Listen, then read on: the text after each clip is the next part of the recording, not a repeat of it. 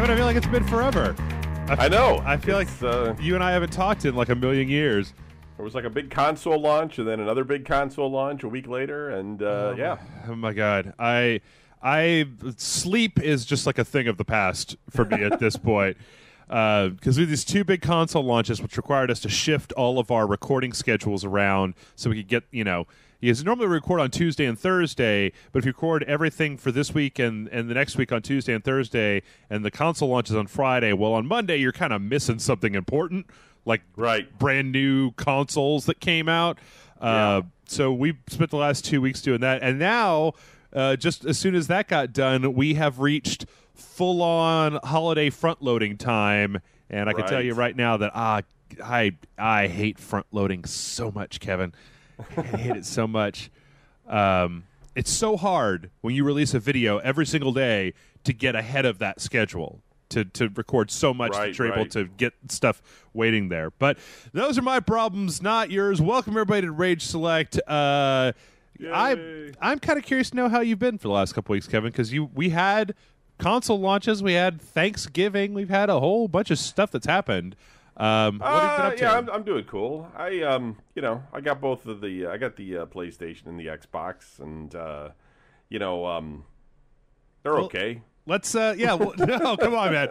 Come on, this is a video game podcast. Don't do me like that, Kevin. Give me your rundown. Okay, let's talk about the PlayStation 4 a little bit. What are your thoughts on the PS4?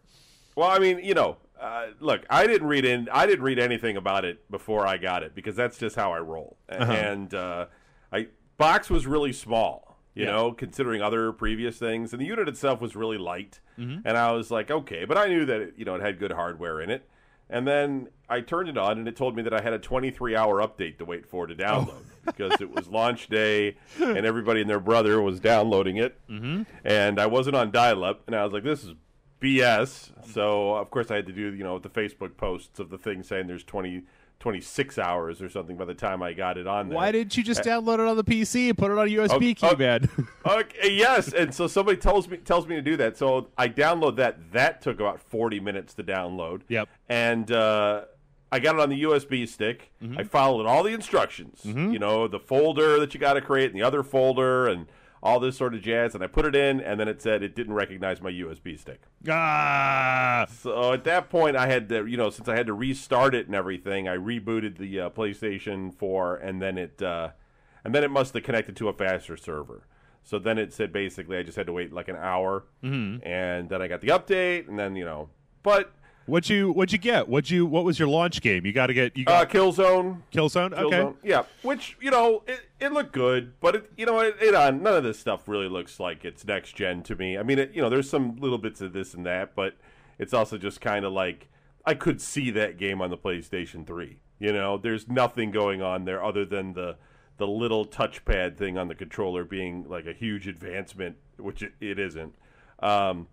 And the speaker on the controller blaring out at me every so often. See, it's weird because I've been playing nothing but Xbox One and PS4, and then on my PC, high-res PC games this week, and we had to go back to the PS3 to record some stuff, and I was like, oh man, this kind of looks gross now. Like, I mean, it was.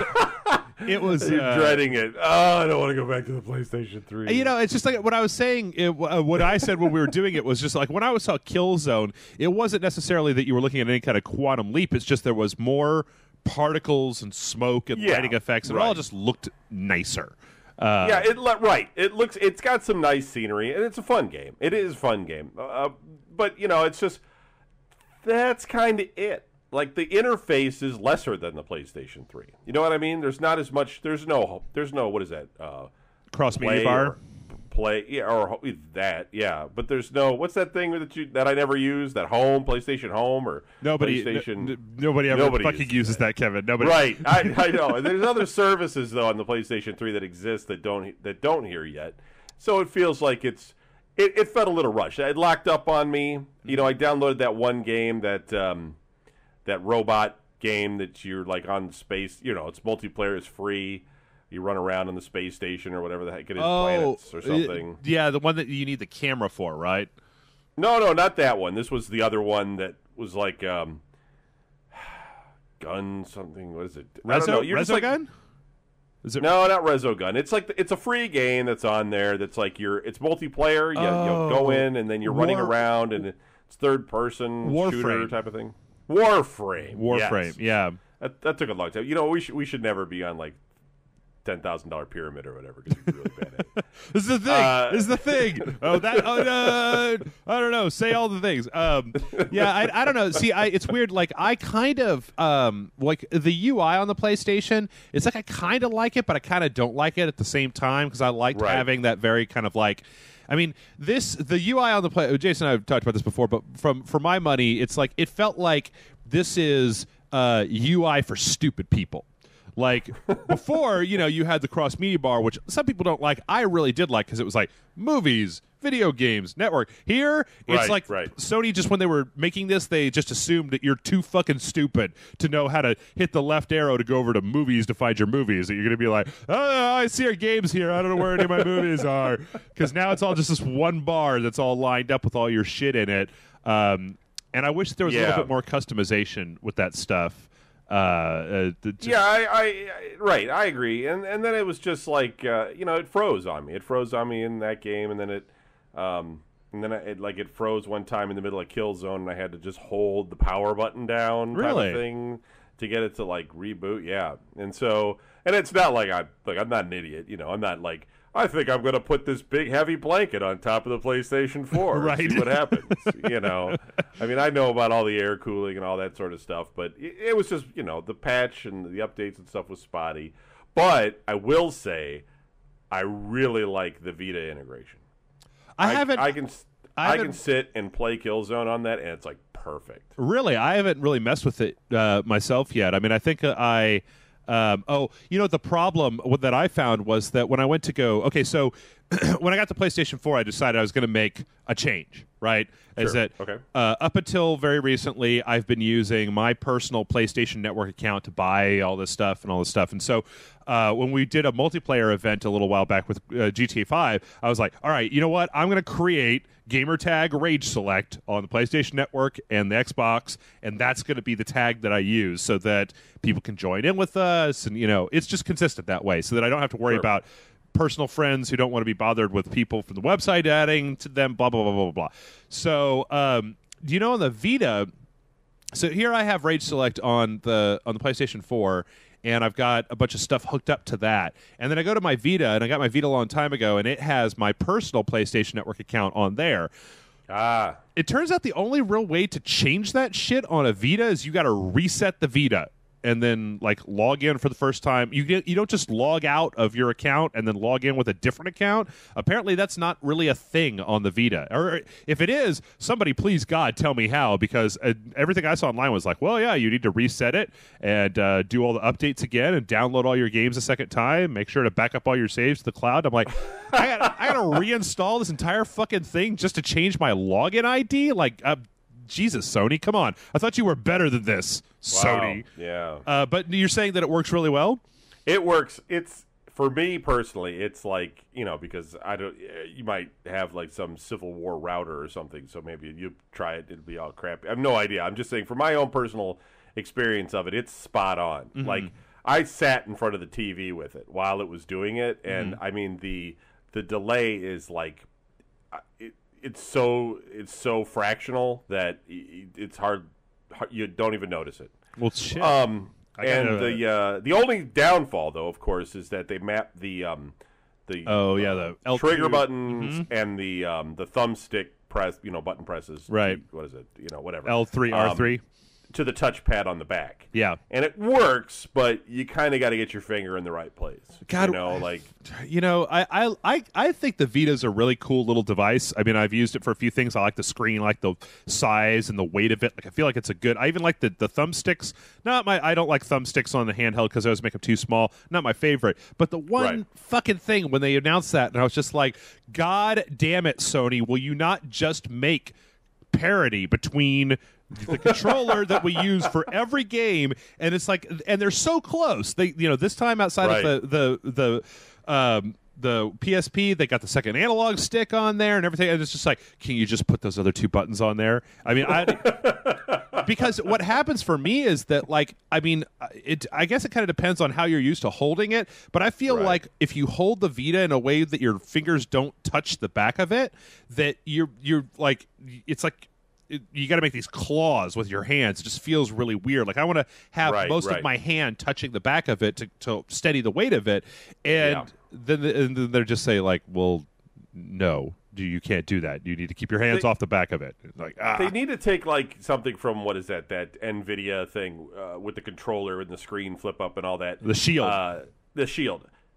Stop trying to make it so you can put it in your pocket. Nobody's putting it in their pocket. Right. You know, make it bulky or whatever. I mean, don't make it ridiculous, but make it so it's comfortable, it's ergonomic, and it has all the buttons, you know, in the right places. And then give me the screen, and it's great. Nice battery life, whatever. I can sit and play it. This whole thing about trying to make it so I can put it in my suit coat or something is just ridiculous. I'm never going to do that. And anyway, the Vita and like the 3DS XL, neither one of those really fit comfortably in your pocket anyway. Right. So I'm with you, man. Quit trying. Like put the handles on it so that you got your like how the controllers have the little horns that come off them. Totally put those on there, and then just put a screen in the middle. I'd be more than happy to have something I could take out with me when I smoke or when I go to the bathroom or lay in bed, and play that was super comfortable. I'm with you, man. Perfect. I don't need to put that shit in my pocket. Exactly. They put that little hole on there so you can have a lanyard attached to it or something like that. I mean, it's just dumb. Why? I mean, I don't like to get on the. I've kind of gotten off of the fuck phone games train because I'm just largely. I don't give a shit anymore. Like, they're there, they make money, whatever. But I feel like there's a step between the phone and having to be sitting on the couch or in front of my desk that would be nice. Like if you're going to grandma's house and you're going to be away from, or you're going on vacation, right? You're going to go somewhere for a few days and you want to take something that has some kind of gaming power with you. You don't necessarily need it to be something that you're not taking it to the fucking beach. You're just going to take it on vacation. Right. Yeah. And speaking of that, I got the Game Stick, which is the third console that came out that nobody else got. Oh, that thing. You had pre-ordered that thing, right? It was a Kickstarter, but I didn't get it on Kickstarter. I ordered it from their website. So I was in this weird kind of middle area where it hadn't quite gone to retail, but hadn't been a Kickstarter thing. So I got the retail version. Here's the problem with it, right? So it's a controller, and it's square, and it's kind of crappy, and it has an HDMI plug right on the back that pops out, and that's basically the console. It's a whole console in this little plug, and you're supposed to go over to your TV and plug it in, and then you can just start playing games. Except in reality, most people that have a high definition TV don't have a powered HDMI port.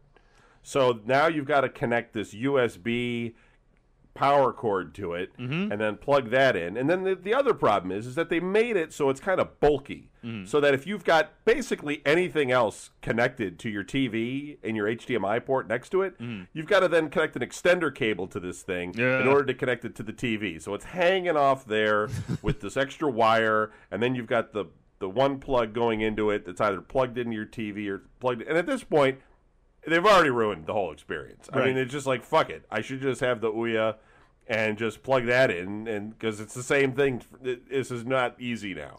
So, and then it just plays a bunch of Android games, and it's okay. But I played, or I guess I got a Chromecast, and it has a similar thing. And I actually found out that my TV does have a USB port next to one of the HDMI ports, specifically for providing power to.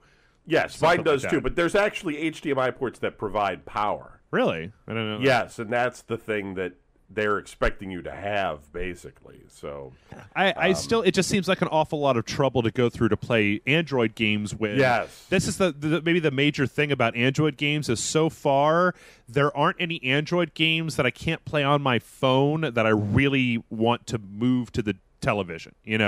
I'm playing games that require a touch interface or games that require this. I mean, this thing seems like the only thing that I would really do with it would probably be install an NES emulator on it. And play, right. Play it has like that XBMC, but I go to like my video folder and it just crashes the thing. I don't know if it didn't have enough memory or what, and I was just like, the whole experience for me I was just pretty sour on it. I mean, it didn't feel polished, and it's new, I get it, but at least Ouya, it just has, it has some polish to it. I'm not saying that's great either, but it's little things, the sound effects, little button presses, the menus that come up. I mean, one looks like somebody, knew what they were doing, and the other one's just all convoluted and confusing. So, and then Xbox One, got that, and with the camera, and I got Battlefield for that, and that's been a fun. I'm enjoying that. I guess I haven't finished that first player campaign, but I like Battlefield. It's terrible. It's terrible, Kevin. Don't bother finishing it. It's fucking awful. It's so stupid. Like they make you think that like the character that you're playing is the main character, but since your character has no voice or face or anything, you end up just sitting there watching other people do the drama until it's time to shoot stuff again. It's really stupid, and it's only like 4 hours long. Yeah. I mean, it's terrible. Plus, that Irish guy can go fuck himself. He's a bitch. Like, are you in the military or is this high school? Because you're like, I don't like that girl, man. Just no girls allowed on our military team. I mean, it's just, I wasn't even really looking at I was just doing the shooting and the grenade throwing and stuff. Yeah. But so anyway. Did you try to use the Kinect to navigate? Well, I can talk to it, and that works okay. Mm-hmm. But, this TV integration, okay? This is my thing with it. All right, this is my problem with the Xbox, okay? You go out of your TiVo or your DVR and into the Xbox and then back out to your TV. So now this thing is basically in the way of my TV. Right. And sometimes it's like not showing anything, and then I got to tell it, Xbox, go to TV, and then it goes to the TV. And then it has this ability to pause shows. But it has this guide, so it wants me to use it to pause my shows and then have a guide. But it doesn't have any DVR functionality, as far as I can tell. You can't tape anything with it. You sure? And I thought I saw I'm not sure. I didn't see anything. Oh, okay. Maybe it's there, but here's my problem with it, though. If that's there and somebody wants to write in and tell me I'm an asshole, I don't care. Here's the problem. It controls my TiVo, but it can't tell me that there's any like movies or anything on it through the Xbox interface, and it can't load the TiVo's DVR interface. So I have to use two freaking remotes anyway, basically. I mean, I have to use the Xbox controller to control that. I mean, good luck trying to manipulate that menu, that thing with the voice control and stuff, or your hand waving. Forget it. It's a nightmare. So you got to have two remote controls just to watch your shows that you were watching before anyway. Right. And I don't know. I just think Microsoft's just like, I don't know. I just think they screwed it up. It's a question of like maybe the problem that you're getting into here is that this isn't the Xbox One's like at the time of release. This isn't like Apple releasing a new thing that is. This isn't like when TiVo was first a thing. There are hundreds of DVR and cable box solutions out there. So if you already have something, and chances are if you're a big cable watcher, you probably do, then adding this is exactly what you said. It's just adding another thing to get in the way in the chain of trying to get, television onto your screen. I got to look at it and see if you can actually record stuff. But, it's just, I don't know, man. I just feel like it doesn't even work that well in practice. I mean, that whole like snap thing where you can snap the TV into like a super small window on the right-hand side or whatever, so you can play your game on the left-hand side. Yep. That works, but I don't find it like having two different sounds just blaring out of my screen at the same time. Yes. It's just not it's not enjoyable. Well, it's not an enjoyable experience. The thing is that watching I could almost see if you were watching TV and you want to like Skype with somebody at the same time. Okay, maybe that's fine. You keep one eye on it. But the thing is that when you're playing a video game, you're generally, hopefully, engaged with the video game. Yes. TV is a passive experience where you can look away, you can talk to your friend, you can go about, oh, I missed that. What just happened? Oh, I don't know. Back it up. Boop, boop, boop. boop, okay, there it is. Like, but in a game, you can't look away from the game or stop paying attention to the game. So why would I want to watch TV? The only thing I could think of, and it was when Jason and Allison were over here, that I was testing out the Snap thing and I showed it to them, and Allison was very excited about it. And I think the only reason she was very excited about it was because it meant that she could watch Netflix while Jason played his game on the same couch. But, like, that's two people doing two different things on the same screen. Whereas I'm like, when I play Dead Rising 3, I play motherfucking Dead Rising 3. Like, I don't want to I don't want to Skype with you and play Dead Rising 3 at the same time or watch Netflix or whatever. It just feels lesser. It just feels like now that you've shrunk it on this half screen or whatever, a 3/4 screen, that it just feels like, nah, I just don't even want to play it now. It's like it's not full screen. It just sucks for me, and I don't know why I'm like that. I don't even think it really works all that good. I don't know. I mean, maybe it should have been it's very clunky. It's very clunky. It's this whole bar. Maybe it should have been like translucent slightly and in the corner, so I still get the full screen gaming and I can, bring it in and out or something. It's clunky. It's clunky, and maybe they'll fix it up. I mean, it's the first release and everything. I mean, it all works. Mm-hmm. So I mean, it didn't lock up, and that's fine. But I mean, in terms of like this new next gen experience. You spend $1,000 on a console, basically both of them, because at the end of the day, when you buy games and taxes, you spend, $1,000 on either of them. Right. And, I walk away feeling like the experience just isn't all that great. And so hopefully it gets better. Yeah. I mean, I think, I don't know, the Xbox, like I'll tell you the one thing that really upsets me about the Xbox as opposed to the PlayStation right now is the amount of time between when you put the disc in and when the game is ready to start playing. Because it seems like it's a lot less on the PlayStation than it is on the Xbox right now. And even I haven't seen that yet. I mean, it takes a long time to install, and I guess that was just something I wasn't thinking was going to be a thing. Was even going to be a thing that we were going to have to deal with this new console. Is basically PC. Do you use it with your TV at all? Because the one thing I will say that's cool about it is that you can snap back and forth between your game and television, and I'll go like a couple of days, and I'll just be like, oh yeah. Go to Battlefield 4, and it'll just like resume right where I was.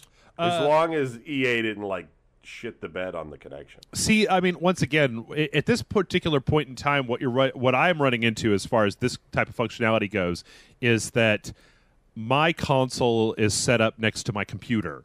So, I mean, if I want to watch Netflix, I will generally just pause the game and then open up a browser window on my PC and watch Netflix because I don't have cable. I mean, my downstairs TV, I have my Xbox 360 hooked up to, so I can watch Netflix and HBO Go. Got it.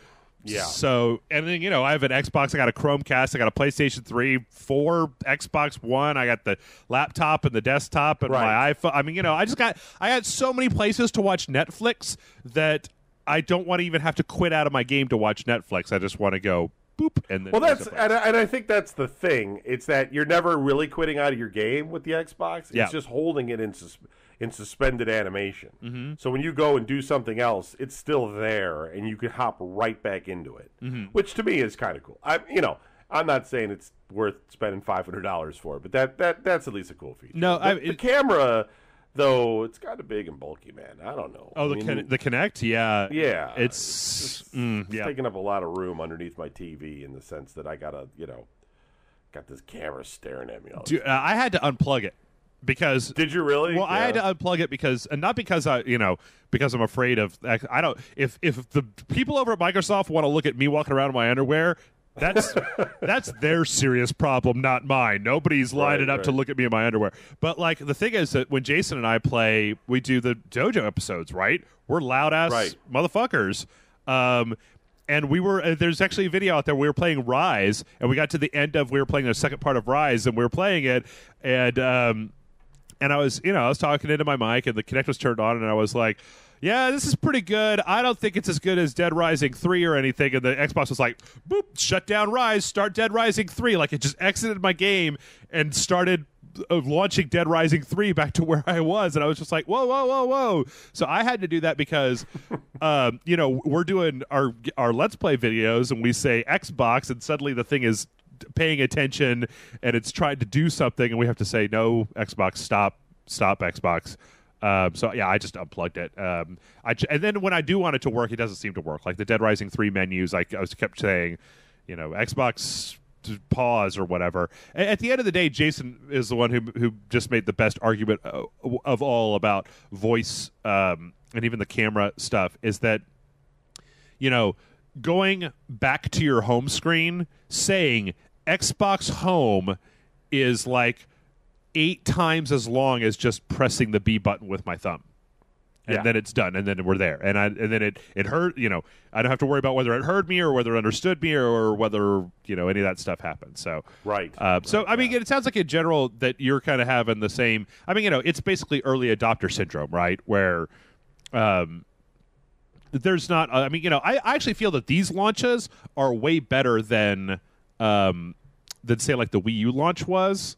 But just because you've got Battlefield, Call of Duty, and Assassin's Creed, and you've got all these games that you can. There's but see part of the problem as well, and I'm not going to single out these consoles because this has happened with other console launches too. Is that we're not seeing the start of something here that's new, either in franchise. There's no new game that is out that's great. We're playing a lot of sequels and. That sort of strips away some personality from the console too. I almost feel like the consoles are just the same in a sense because I'm playing the same games. They're new games, but they're sequels. Sony had one. What was that? Tinker or something? No. They had Resogun and Contrast were both. Maybe it's Microsoft has that one. They also had. There was one with. Killer Instinct is there and stuff, but I don't know if any of that stuff is that great. None of it's standing out for me. I mean, I kind of really want to see some new IP on here that just sort of just shows me what the machine can do. Where is that first party title that comes out that says, look at all the cool stuff this console can do? Yeah. Because I'm not really seeing that. I'm seeing the games I've already played. Oh, I don't know. You know what? I got to tell you, if you get a chance, though, Dead Rising 3, I thought that was a fantastic game. We're going to do a review on it at some point. But yeah, coming from you, all right, I'll have to get that then. Boo. I mean, it's, they've added in, you could drive between these 4 different boroughs of the city. They switched around the mechanics of saving people to make it less irritating. The psychos are less difficult. I played through, last night I finished the entire game. And I finished all the upgrades.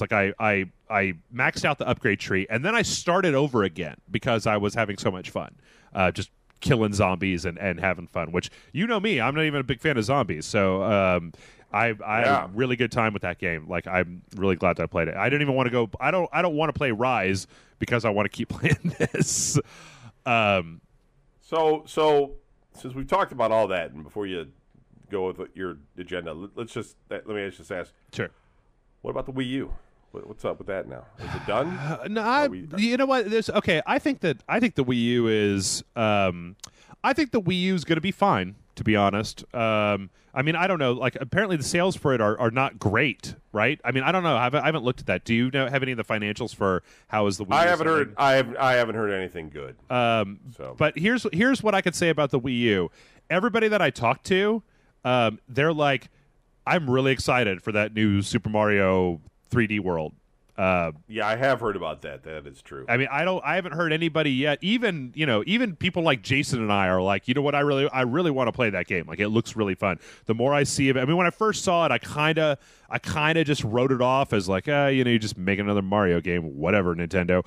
But but in looking at it more, I mean, the more I look at it, the more I'm just like, this looks good. In all honesty, I think that the place that the Wii U is going to probably. See, I don't know. It's weird because I thought about how once the PlayStation 4 and the Xbox One came out, that the Wii U was going to be over, right? Because everyone's going to be buying that. But the more I look at it, the more it's like, well, that's not true because it's going to take all of 2014 for the Wii U or for the PS4 and the Xbox and the Xbone to get their feet. Nobody's going to be buying these things by the billions right out of the gate just to play Battlefield 4 because chances are you already have something that can play Battlefield 4. So it's the same thing. You're going to have early adopters, and the sales are better for these games, but I still think the Wii U, I mean, I would be willing. I would like to see inside of Nintendo's financial records and see like how much they make per unit versus how much they make for each one of their licensed games that come out, versus development costs. Because I'd be willing to bet that I mean, with the low software attach rate on the Wii, I don't know, man. They might be able to make enough money to keep going just releasing their own games. You know, Wii Fit You, Donkey Kong. Oh yeah, I mean, the 3DS is going to keep them alive. You know, I mean, there's really no realistic competition for that market. Yeah, I mean, so they're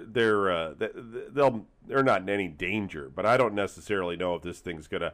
I mean, I think we're gonna hear the Christmas sales figures, and Nintendo's can be weird. I mean, they might stick to their guns, and I've heard that they basically just say, well, we don't have the right titles out there right now, but.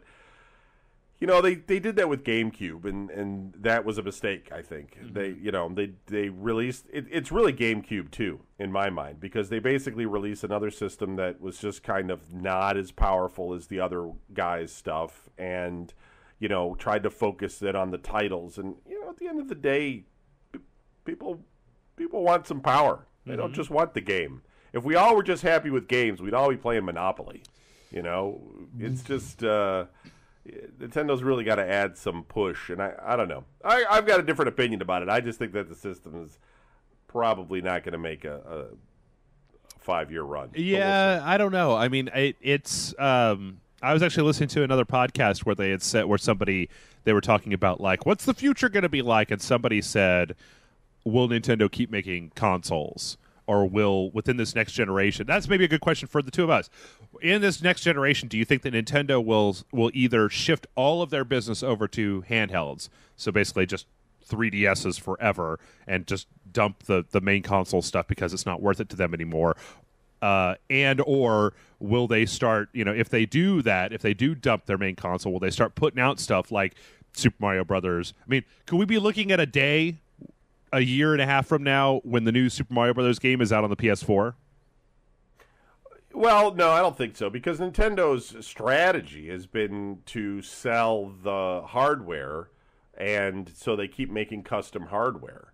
Mm-hmm. You know, they don't have the same strategy. They don't have the Razer and the Razer Blade strategy that Microsoft and Sony have, and that they just make cost or less on their consoles and then make the money back from the games. Nintendo makes money from both. Mm-hmm. And so, historically. And that's why they sell, they're like, oh, you got to have motion control. Or now you got the big JoJo controller with the screen. Right. And, the next thing is probably going to be like, the Nintendo On or something. You'll have the helmet with the laser light. I don't know. But I don't think so. People have said that to Nintendo before, and they don't want to just be a software developer. They specifically have said that they want to write games for their hardware. Mm. So I don't know.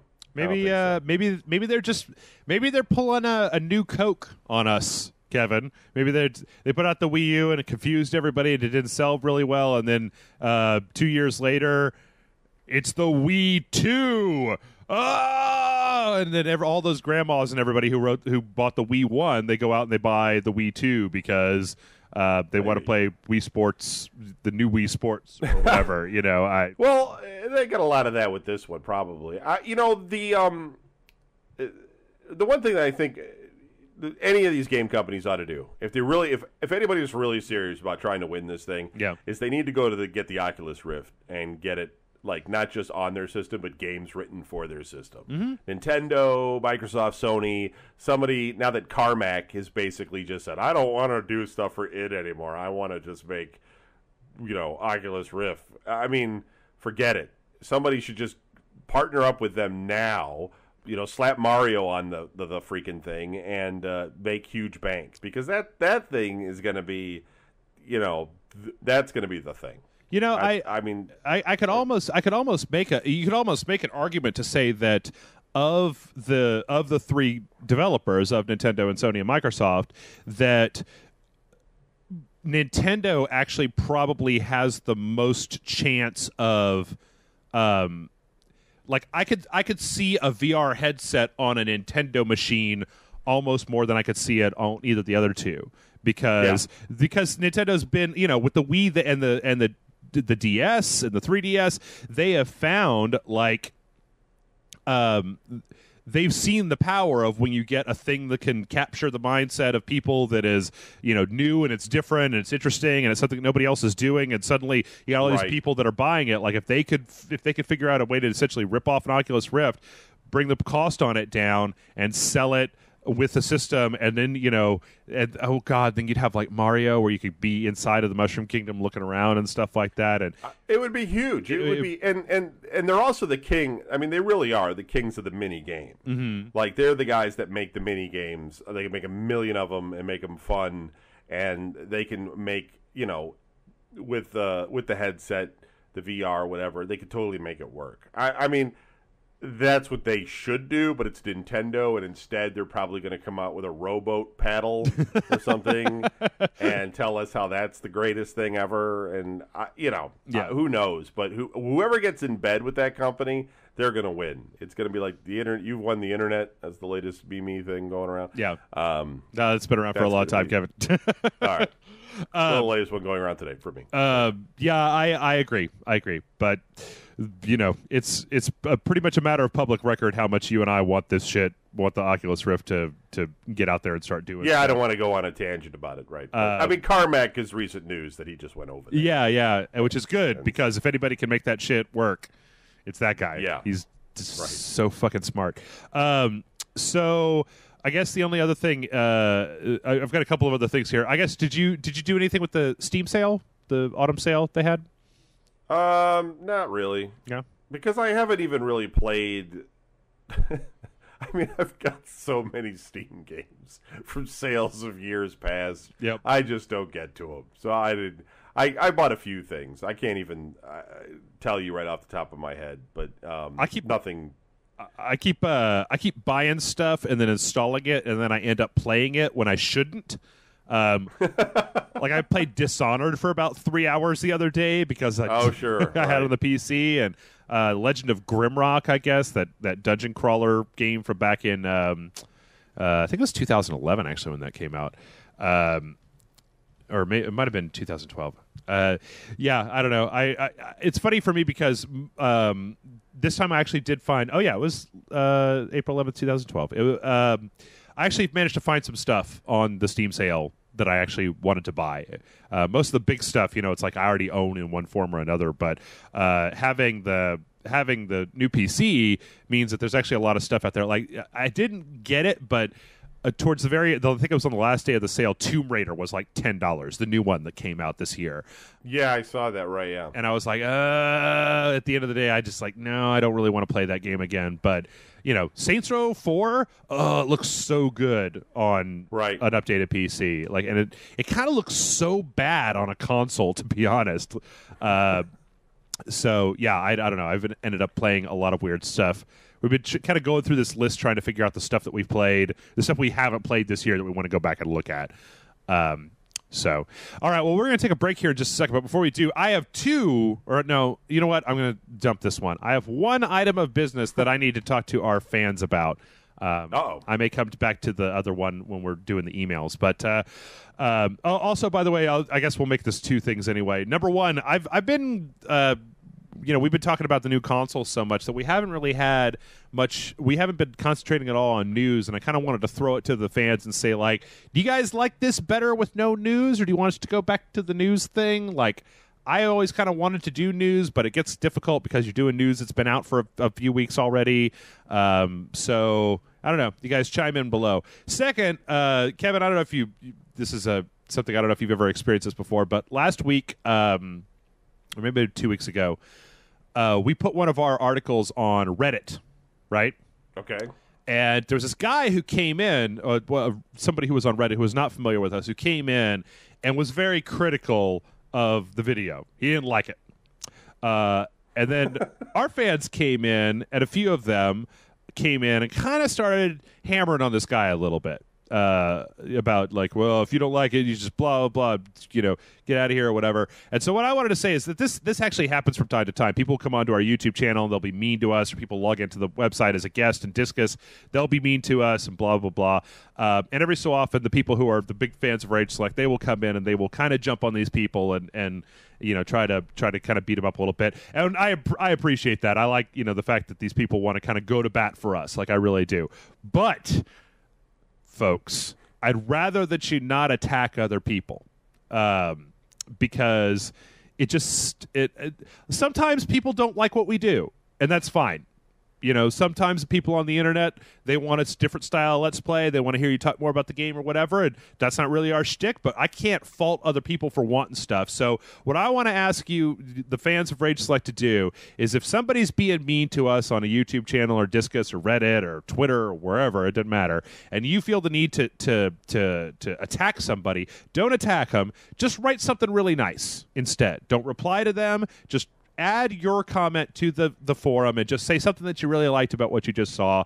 Just, kill them with kindness, man. Let's all be positive around here, and I don't want people getting into knockdown drag-outs with people from other websites about, blah, blah, blah, blah, blah, because at the end of the day, like I've always said, Kevin, you're never going to change anybody's mind on the internet. So you can't hammer somebody into liking something that they don't like. Basically. Right. It's an axiom of life that I feel like we all forget constantly. But like, if somebody has a knee-jerk reaction, like say somebody watches the first episode of Game of Thrones and they're like, that was just too much boobs and blood for me, I don't want to. And you're like, oh, but it gets so good. You're like, yeah, I don't really want to watch that. That you can argue until you're blue in the face with them, but you're probably never going to convince them to like it. You're never going to argue them into liking it. You may argue them into watching it so that you'll shut up, but you're never going to probably change their mind to like it. And a lot of times, and I don't know if this happens to you, Kevin, but it happens to me all the time. A lot of times, if you argue with somebody too hard, it'll make them not like it. It'll make them be even less likely to give that thing a chance. So, I don't know. Yeah. No, I agree with you. I mean, people probably just argue anyway. Just look, at the end of the day, the person that says stuff, they're probably 12. Just realize that. They're 12 years old. They're kids. They don't know what they're talking about. That's how Kevin, that's been your philosophy for so long. Every time this particular topic comes up, whenever we talk about it, you're like, I like to think that you just sit there in your house and you just imagine a world where every person that you can't lay eyes on is a child. They're all children, and you think it's all your peers, and you take pressure from it. You look at it and you're like, oh, that guy, he's somebody, and he's probably nobody. Yeah, probably lives in his parents' basement, just sitting in his underpants. Doesn't matter. Yeah, I get it though. You're totally right, and the nice thing about it is if you say stuff, it's you won't convince that person, but the next person that comes across it might see the posts from the people and say, oh, that looks kind of interesting, and might learn something about the show. Whereas if it's just a bunch of angry people yelling at them, then they're probably going to be like, boy, these people are jerks. I'm not going to watch this. Yeah, exactly. Exactly. So, yeah, put your best foot forward. I mean, and we've got, on Rage Select, we've got people in there. You guys all know each other. I'm not saying don't ever say anything bad. Like, if you want to have a friendly argument with somebody, I'm not trying to say not like that. But, if we're out there, especially on YouTube, sometimes on YouTube, I really feel like this is a thing where I kind of want to go and I see my people out there on YouTube, like some guy is coming and he's like, you don't understand, and this is shit, and shut your... Like, there was some guy who was just like, you guys should just shut up and let the game audio go, and it was like, well, no, that's not really what we do here, but, whatever. But what I want to get my people, like when I see them start to argue with these YouTube people and go, no, dude, just come back over here. Come back to the website. We're all friends over here. It's all fine. You don't need to argue with those crazy people out in crazy YouTube land.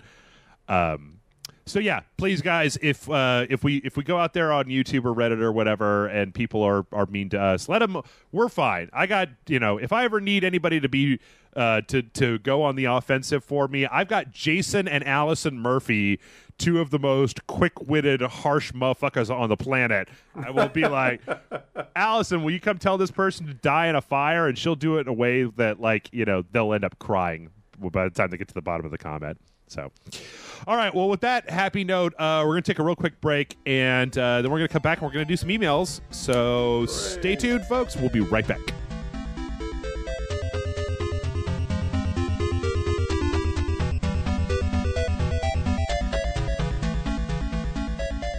Kevin, you're going to laugh at me.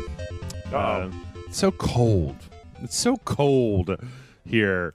My heat in my condo is actually broken right now. Yeah. And what's the temperature there? Let's see. Right now, I think it's in the 60s or something like that. Well, it's about 60 inside of my condo, but outside it's maybe a little bit colder than that. For our international friends, that's negative 16 Celsius. What? No, it's not.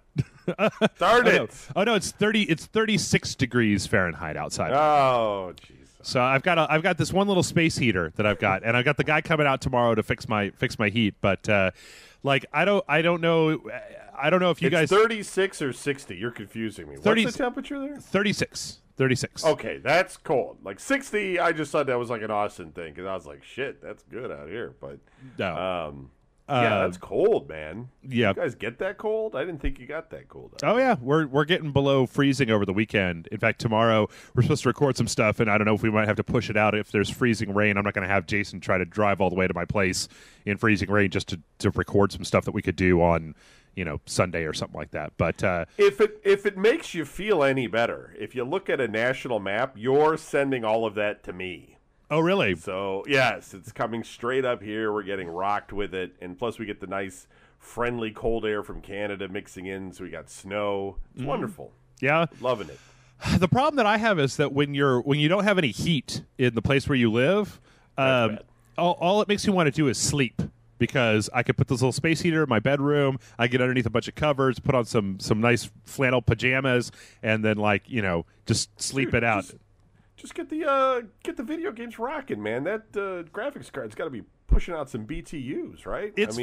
Oh man, it's so weird. This new system that I have actually has less heat coming out of it than my old computer because it's not working as hard, and it's quieter. The fans aren't as big. It's just not doing it. And I actually thought about how back in the old days, remember we all used to have the big CRT monitors, and they were chucking out heat, and all of the light bulbs in your house they weren't the compact fluorescent. They were electric light bulbs, and they were all pumping out heat. And now everything, all the consumer electronics in the world are running at a reasonable temperature, and I'm like, I can't even. I've got 4 monitors running, or 3 monitors and a television, a space heater, and it's still cold in this room.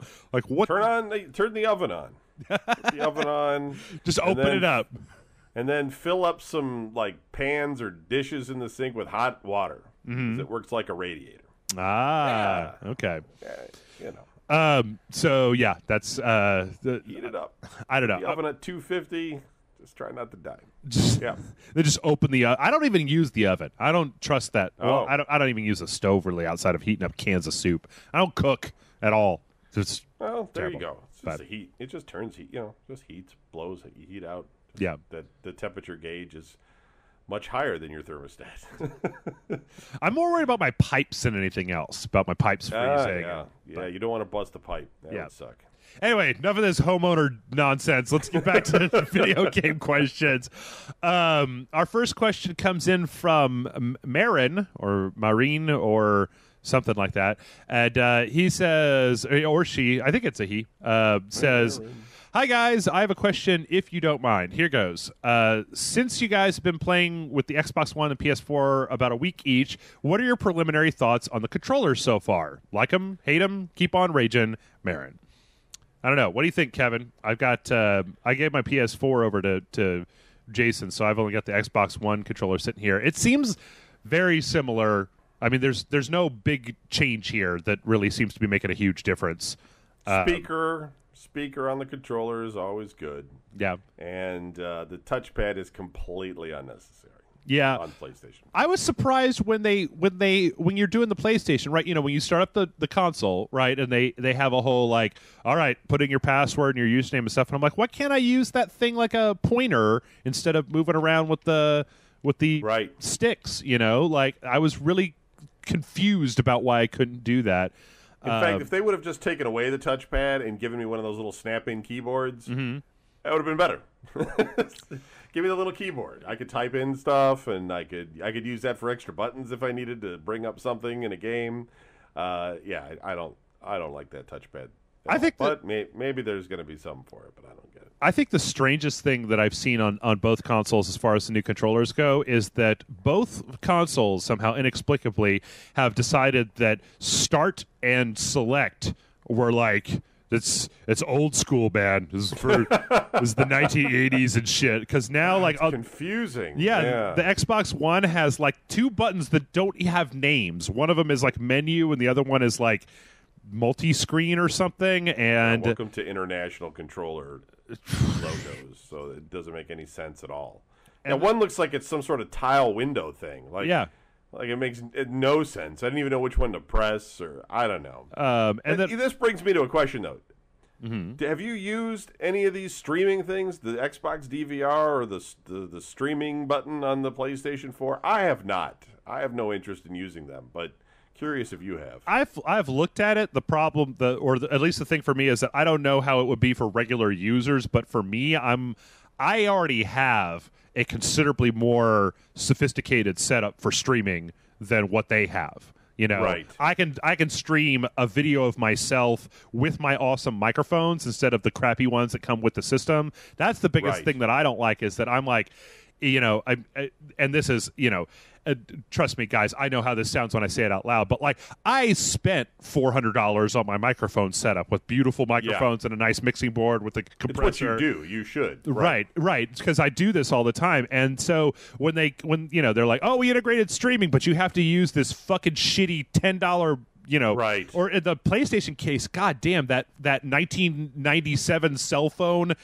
headset thing where it's one earbud with the little mic hanging off of it. Yeah, I didn't even hook that up. Yeah, I just looked at it. It's like, this is ridiculous. Yeah, I'm just kind of like, I already have XSplit and the Elgato box, and Microsoft's looks like one that you get at the dollar store. Yeah, at least Microsoft's has like a real life headphone instead of the bud. And the little thing you put in front of your face. But yeah, I don't use any of that stuff because, I mean, you know, I don't need to. You haven't used any of it either, right? No, I heard, I haven't actually encoded anything yet with my hardware, but I heard, and I guess it's not true, or you could tell me, but I heard that Sony still had HDCP protection on there so you couldn't encode the stream. So that's not true? You can encode everything okay? No, but I'm not going to say anything else about that. Well, I have heard that there's a hack. People have hacked it, and that's how they get around it. So, I mean, that's not anything new. And Sony has announced that they're releasing a software update that opens it back up. Yes, that'll happen eventually. Right now, it still has the HDCP on it. And strangely enough, when I plug the Xbox One into my Elgato box, it actually says HDCP protected. Like on the the Xbox interface. Does as well? No, it says that, but it's not, because if it was, then I wouldn't be able to get video, and I could totally get video. But what I will say is that it's been interesting, because no matter how I feel about the two consoles right now, I personally, Jeff, am leaning towards the Xbox One for my day-to-day operations, just because it's easier to get video out of that than it is out of the PlayStation 4. So yeah, I can see that. Sure. You know, I don't really know if there's, you know, as big a difference, but right now, if I had we're kind of coming into this second gen of, we're going to go play some games that are out on both systems, and as far as I'm concerned, if it's out for both systems, I'd rather get it for the Xbox One, because it's just easier to get video out of the Xbox One. That's how I feel about the 360 and the PlayStation 3, but only because, well, the same thing. The PlayStation 3 has HDCP, and I can only run it out through Component, and then with Component I get a bit of an audio delay. Yeah. So I don't prefer to go through the Xbox. I don't understand why Sony has such a hard on for putting HDCP on everything. Like especially now, when the fact that, like, excuse me, when they spent so much time in their conference talking about how, like, oh, you know, you can stream your stuff out, and you can use right. If you were going to do all that, why don't you let me set that up and then take that stream and do what I want to with it, instead of being like, well, you could do it through us, but you have to put it onto Twitch, and so the quality is lower, and you could share it to Facebook, but you can't just like save it out as a file. I mean, that would be any console that did that would, in my opinion, be the fucking bee's knees, because then I could just we have a lot of problems about capturing video. It's just I've been having a lot of problems recently with that. I think my laptop might be having problems or something, but I have a lot of problems with video that gets fucked up or it drops frames and suddenly it's messed up. Sure. Whereas if I could have a console where I could just be like, hit this button, start recording, and then I could save it out to a USB stick and edit it as I feel I should. So yeah, I don't know what Microsoft's process is there. But anyway, with that DVR thing, I don't know, man. Yeah. I don't know.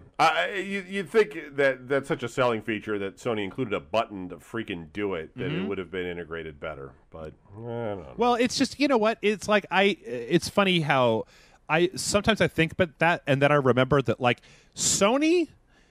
Okay, I like my PlayStation. I got a Sony television. I got a Sony mixer. I've got all this different, not a mixer, but a receiver for my my audio, or I used to. I guess I don't really use it anymore. But I got a bunch of Sony stuff. I've been buying Sony junk for a long time.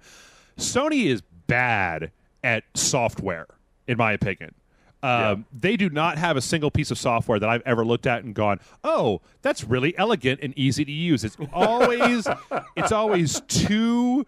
They think too much about it. They want you to they try so hard to get you into the whole ecosystem thing, where they want you to have a Vio hooked up to your Bravia that has a PlayStation on it, and your Discman and your phone or whatever. Like, I don't even understand. I mean, there was a time. Does Sony even make cell phones anymore? And if they do, are they still just garbage like they used to be? I think they split off from Ericsson, so I don't think so.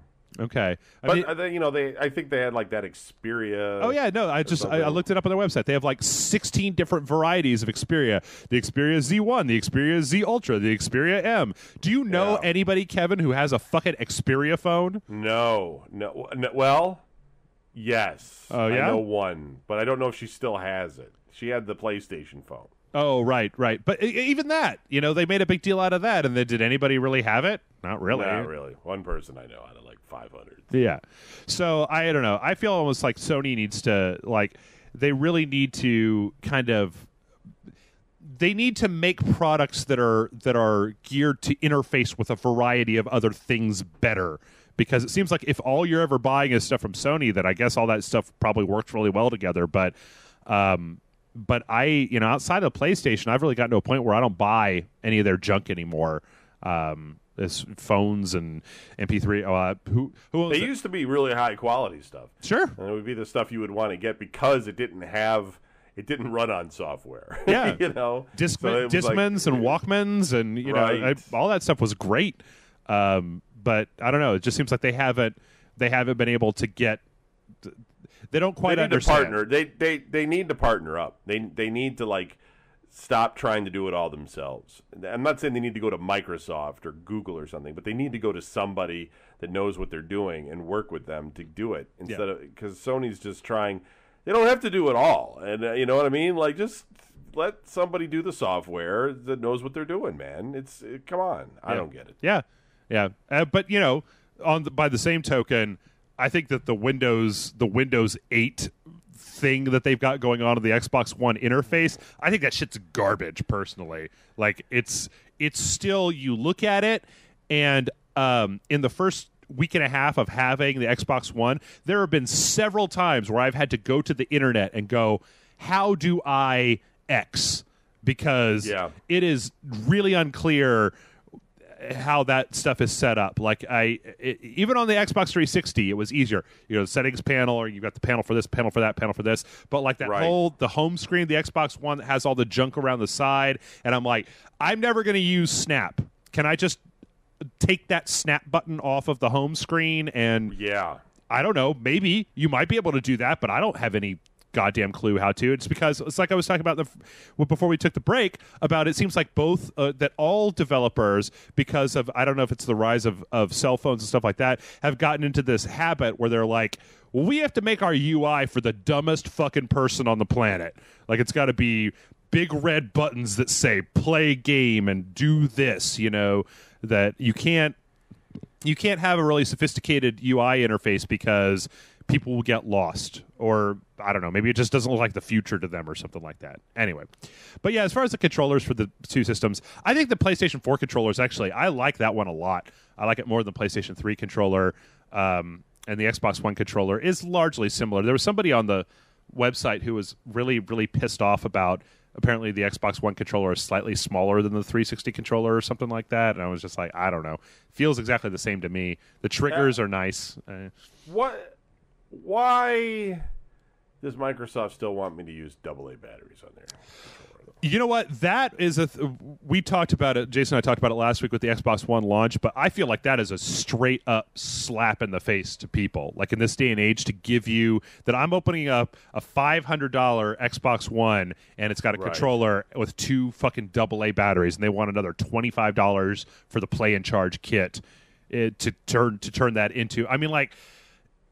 Just, you know, the Xbox One just seems like they're like nickel and dime central, man. Like, right. And I don't know if you've noticed this, but I've played Rise, I played Killer Instinct, Forza, and I haven't played anything else yet. I mean, we've got a few things on the horizon, but like in Rise, you know, you go to the upgrade screen and there's the thing for the microtransactions, and in you know, in Killer Instinct, you download the thing and they want to sell you a $40. You could buy $5 per character, or $20 for the whole thing, or $50 for the quote unquote collector's edition.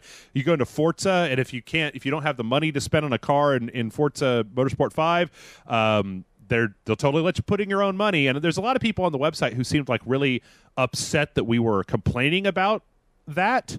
But in my mind, it's not necessarily that that I'm going to say, well, Rise has microtransactions, so it's garbage. That's not the reason that Rise is garbage. I don't even know. I haven't played enough of it to tell you.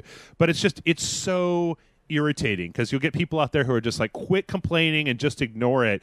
But it's like having somebody stand there constantly being like, hey buddy, you want to spend some more money? Like every time you go into a menu, it's like, hey, you want to give us another $10? And you're just like, no dude, I spent $60 on the game for the $500 console. And you're like, well, you want to buy AA batteries? No, well, you better give us another $25 to get the Play and Charge kit. And yeah, you know, the thing like that I'm starting to see, and I mean everybody's probably starting to see, is the fact that they have these season passes, right? Mm-hmm. Which basically gives you all the downloadable content for one price. So okay, so now basically just take that $25 or whatever that is, add that to the cost of the game, and that's how much the game now costs. The games are now $85 if you want the complete game, because they've pre-planned their bonus content. Mm-hmm. You know what I mean? They've said, okay, we're going to make this bonus content, and you're going to pay this $25 to get this bonus content, and that's the bonus content we're going to offer. And it's kind of like,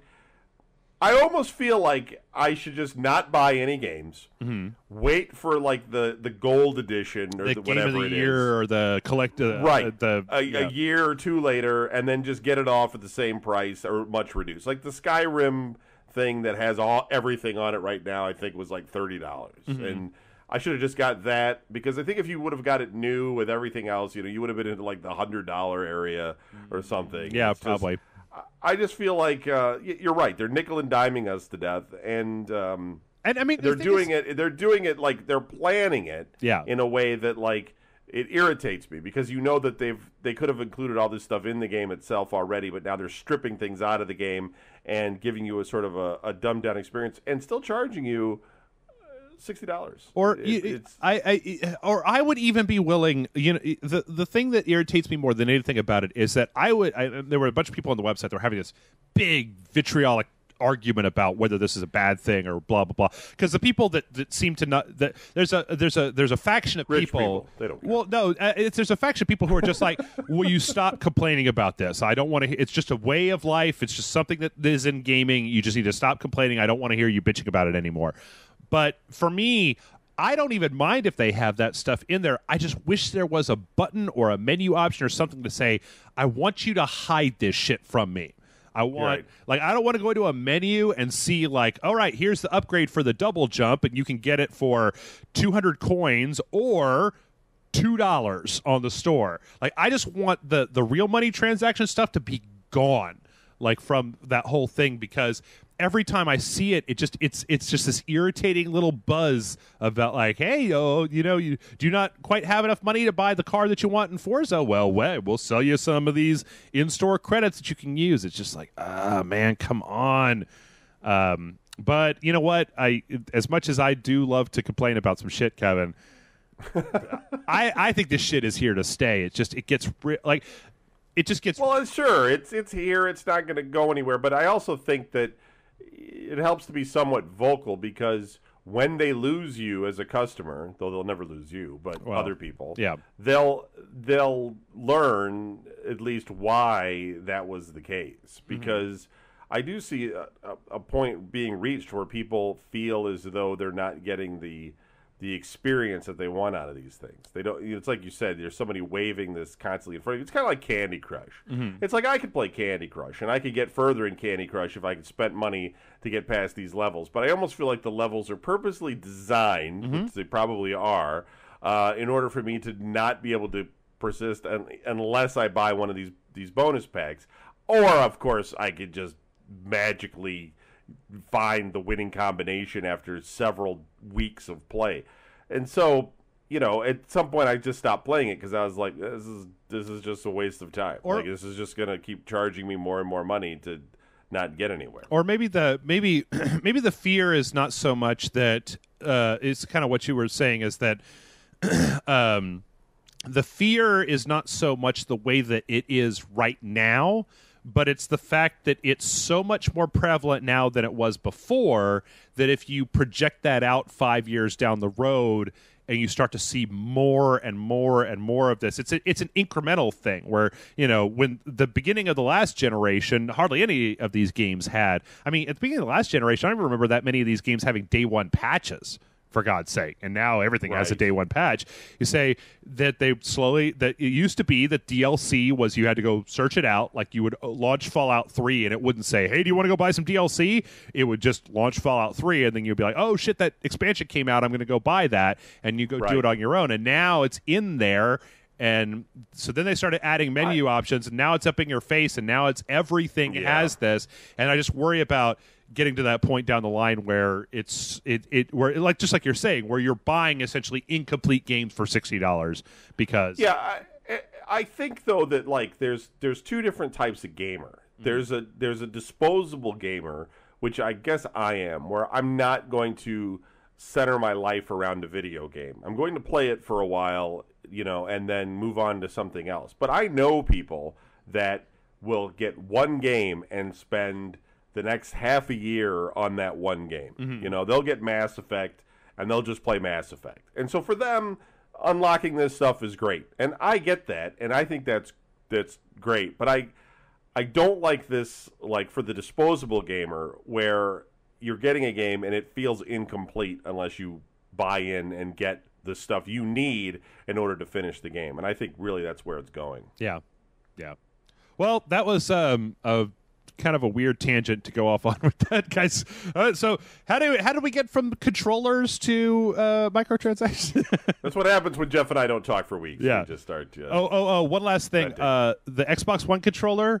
It's a weird small thing, but I really miss having the Xbox button be curved.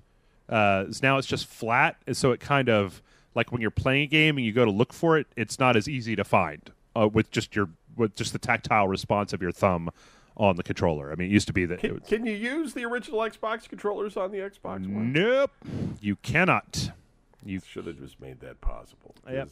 They're so close. There's no reason. There is nothing in this controller that is significantly different than an Xbox controller.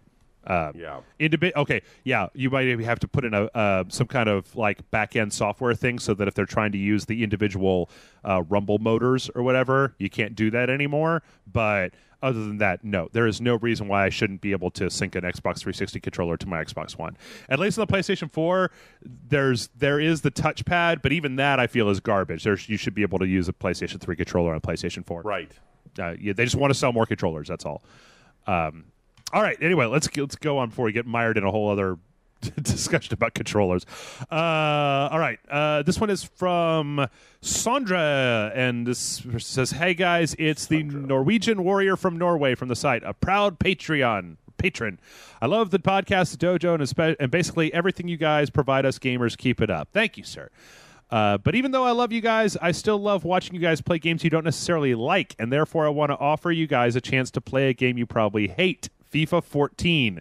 I would love to see you play FIFA 14 and think others would like it too.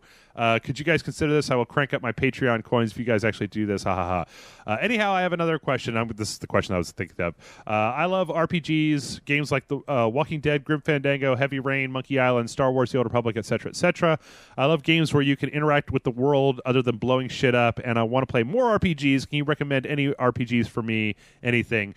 Keep on raging, you guys. Proud patron, Norwegian warrior from Norway. So first of all, sir, I don't want to play sports games because I already. I don't think that, like, there's some other people on the website, Kevin, who really want Jason and I to play NBA 2K14.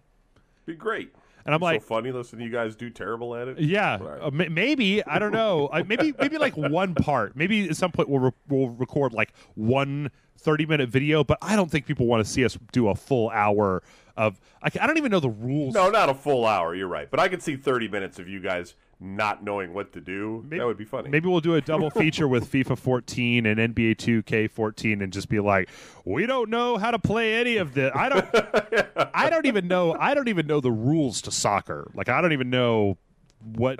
Yeah, because I played FIFA a lot. I could play FIFA all day. Maybe we'll have you on, and then you can just whoop our asses. Soccer, you just kick the ball down the field and score a goal. There's really nothing to it. Okay. As far as the second question goes, I don't think you're looking for an RPG, my friend.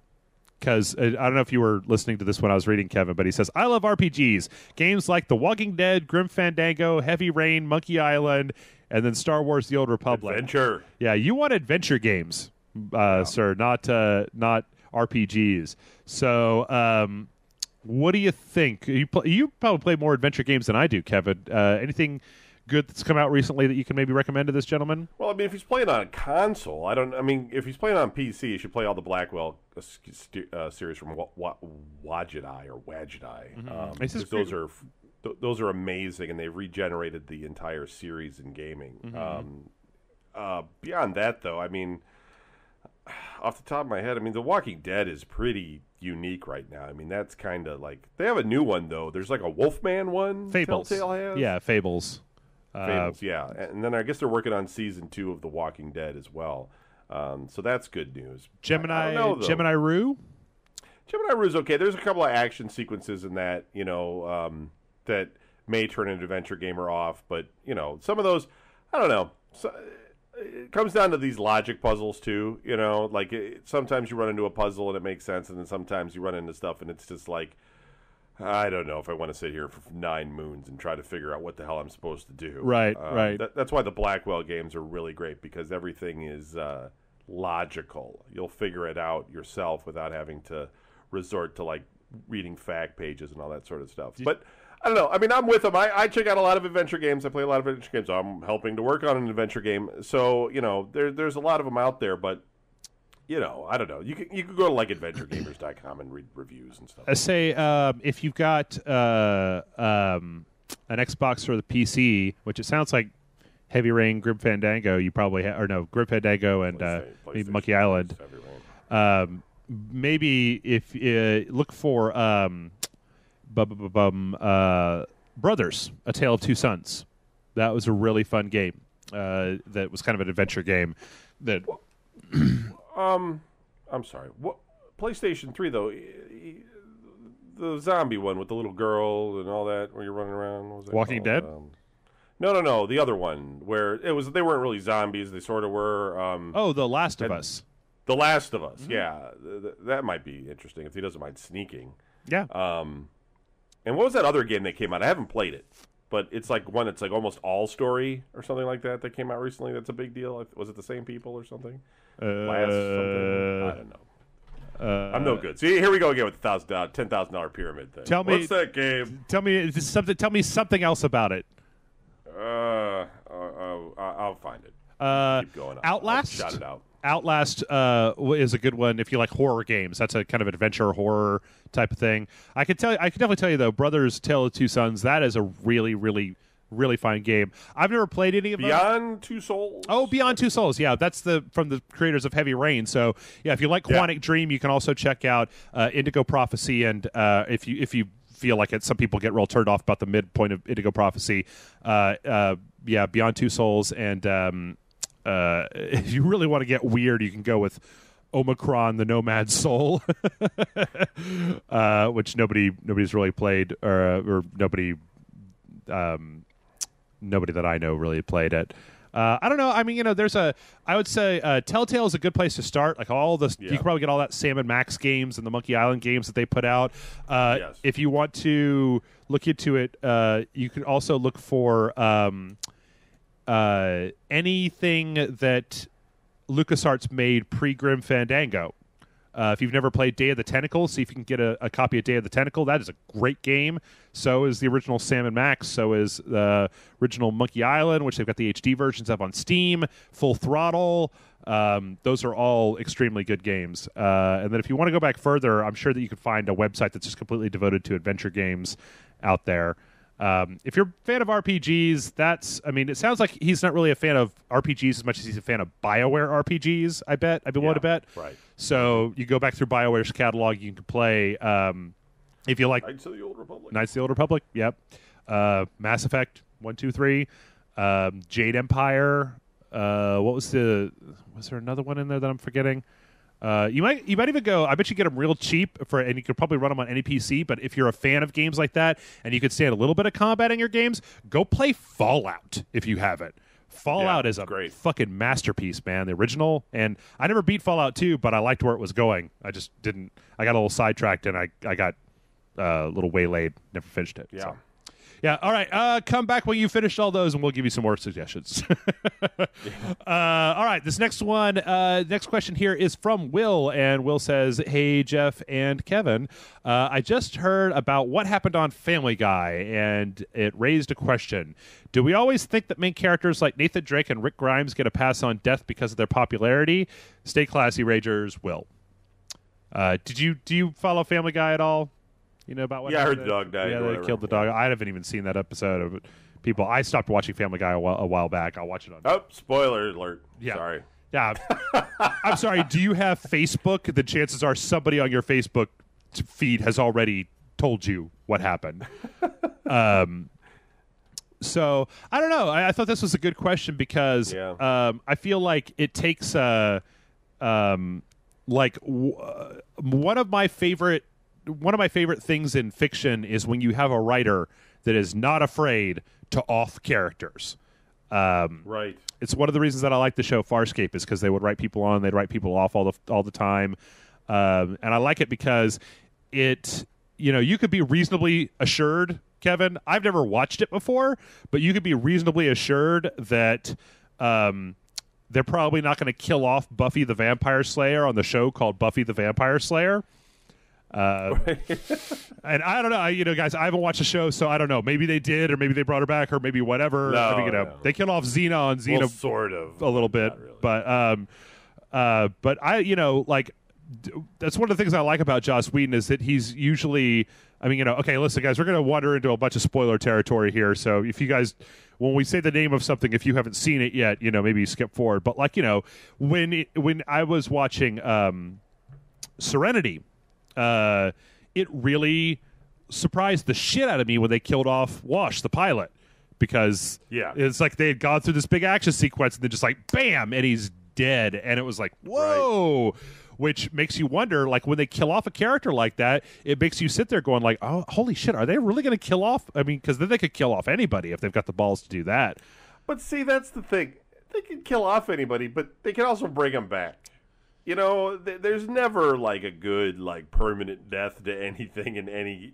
They dream the whole thing. This alien technology comes and brings them back. The ghost comes and the ground is sour. I don't know. There's just something that it's never really dead anyway. But it would be kind of cool to play a game and then, be like the Lara Croft or whatever, and then have her die and then switch roles and move on to play as somebody else. I've played a couple of games like that in recent memory, but like Corpse Party kind of does that. But I don't think any major game has ever done that, and that might be interesting. Well, they do. I mean, I guess. Okay, let's see. I'm actually looking through an article here on IGN about characters that have been killed off. Or no, this is an IGN. It's Cheat Code Central, talking about top 10 deaths of this generation.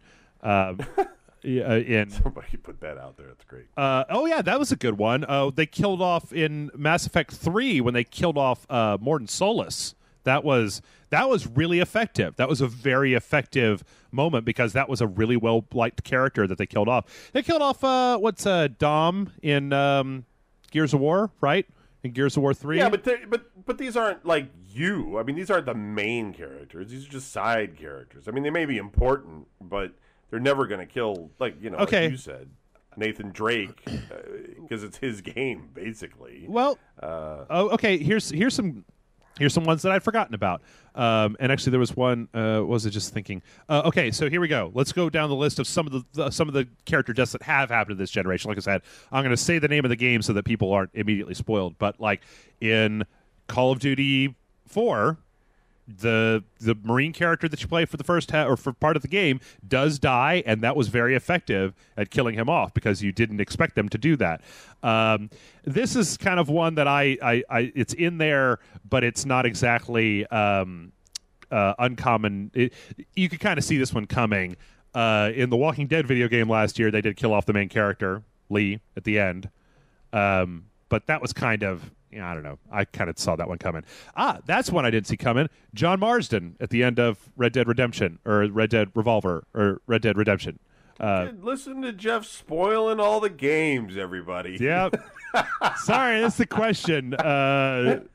This is a question that requires spoiler. I don't know. I think People are throwing their controllers down in anger right now. Just, I can't believe Red Dead Redemption. I think they should kill off more main characters in video games. I really do.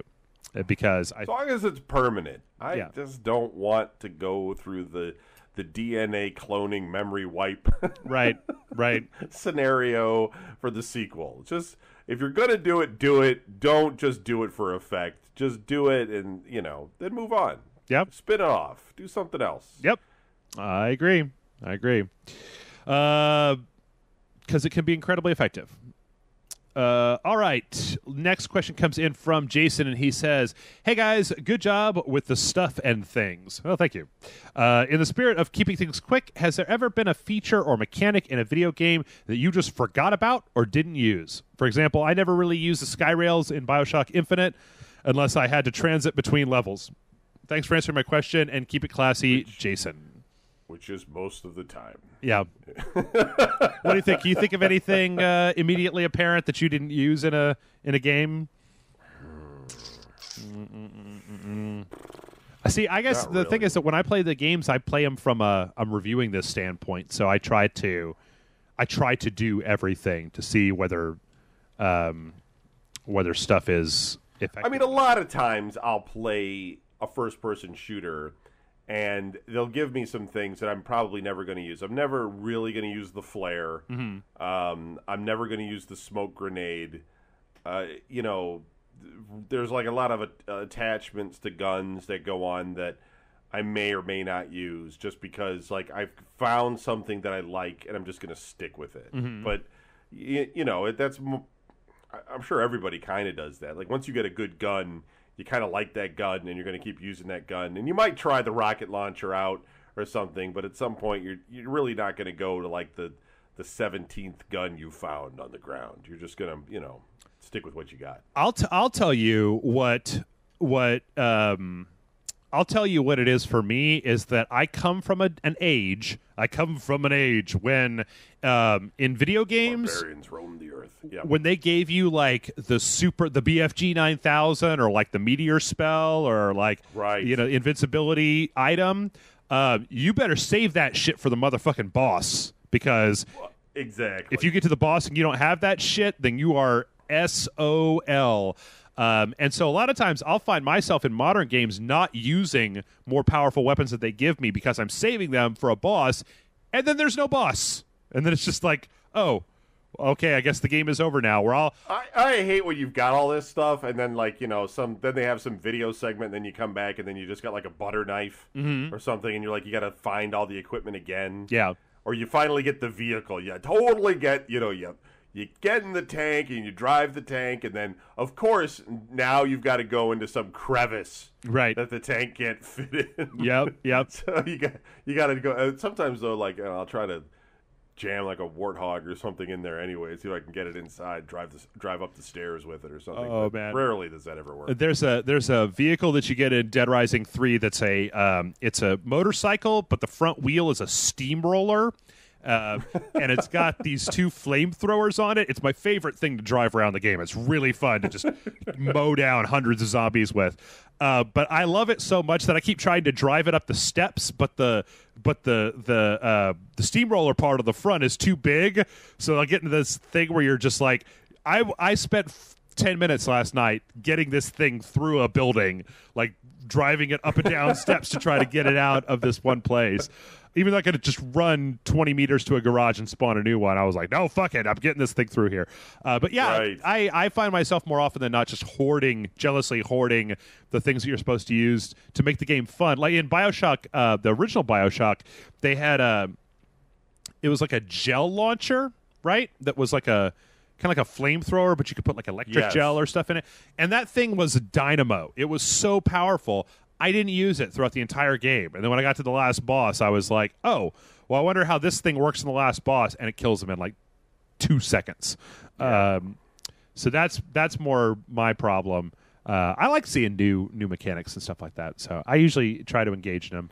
Yeah, I mean, I like to try stuff too. But, I think after you try it, though, there's a lot of things you probably just never go back to. Yeah. All right, and our next question is from Daniel, and Daniel says, hey, guys, here's a weird one for you. Daniel. Have you ever had an actual phobia / pet peeve disrupt or change your gameplay? For instance, Jeff, we know you're an arachnophobe. Did dealing with spiders in games ever cause you to change how you play or stop? Thanks and take care, Daniel. Kevin, I don't think I'm an arachnophobe. I just don't like spiders. Like there's a difference between I don't care for it myself. What's that dumb show that's on TLC or whatever where like they were on most of them. Hold on, I gotta get my brain together here.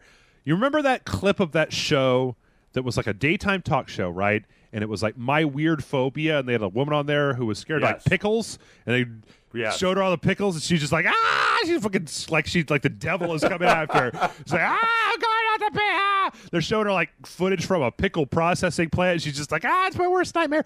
Like, that's a phobia. I see spiders and go, ugh. But like when they're in my house, I still smash them with the newspaper. Well, an iPad. I guess nobody has newspapers anymore. Smash them with your iPad, then scrape them over to the trash or whatever. Like if I saw, like, my friend one day told me that he was out walking his dog and he saw a rock that was covered from top to bottom with daddy long leg spiders. Okay, I'm not gonna go mess with that rock, you guys. But it's not like I see a spider and jump up on the table like a mouse or whatever and scream.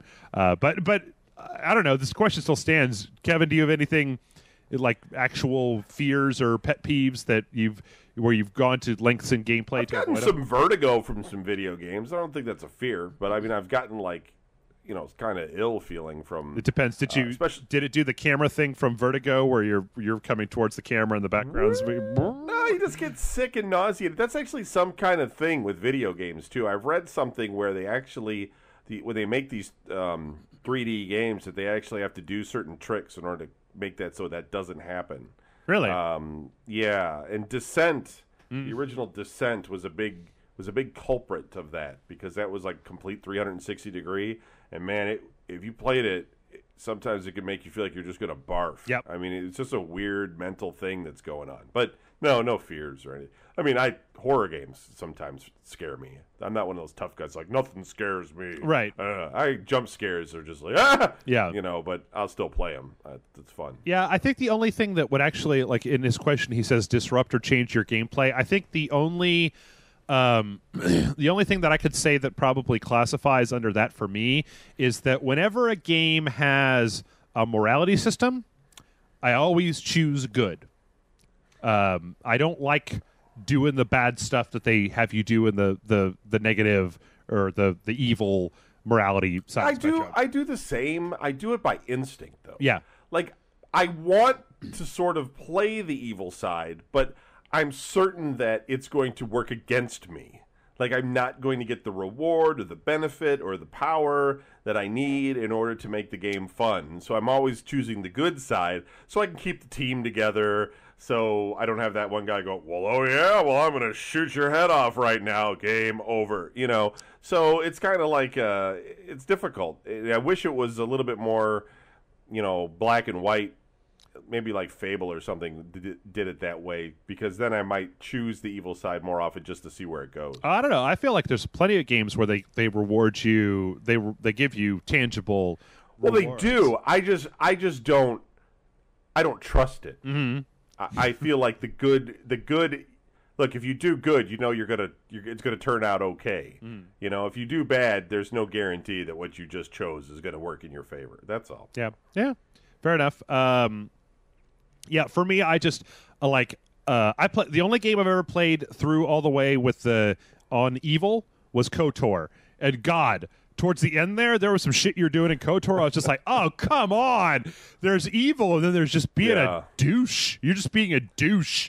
You're not even the Old Republic. I was doing that too. I was playing the evil guy. I was playing the Imperial agent, and I thought that they made a really good. They characterize them very well when you're playing them, where they're not all sitting around, twisting their black mustaches and going, they're like, we're keeping this shit on par because our government is apparently run by crazy wizards. So somebody's got to go out and shoot people in the face when they need face shooting, and that's us guys, because the crazy wizards are too busy cutting each other up with the laser swords to deal with the actual business of running the cosmos. And I liked that. I thought that was a really cool storyline. All right, well, let's move on here. Also, there's about a dozen people who were tearing their hair out at my description of the Sith Lords and Star Wars as being wizards with laser swords, but I like to think of them like that. This next one is from Outback. Outback says, Dear Jeff... Oh, just to me. I'm going to say... I'll put Kevin in there. Dear Jeff and Kevin, you mentioned that you aren't into... Well, one of you mentioned... Sorry, I have to keep changing it on the fly. One of you mentioned that you aren't into Zelda because its many games follow the same formula and it's getting tiring. I suggest that you play Majora's Mask. It's very different from your usual Zelda. You have a time limit for you to worry about. The storyline and atmosphere is much darker. There's even a different main bad guy than Ganon. I believe it's the Zelda you're looking for. Outback. Have you played Majora's Mask, Kevin? I don't even remember, to be honest with you. They're all a blur to me. The only one I really remember is Ocarina, and the first one. Yeah. What about whoa? What about A Link to the Past? Hey. I mean, I probably played it. I don't remember. So wait, are they? I've played so many Zeldas. I don't know which one's which anymore. Are they putting it out on the Wii U? No, I don't think so. Wait, hold on. Here's Wikipedia.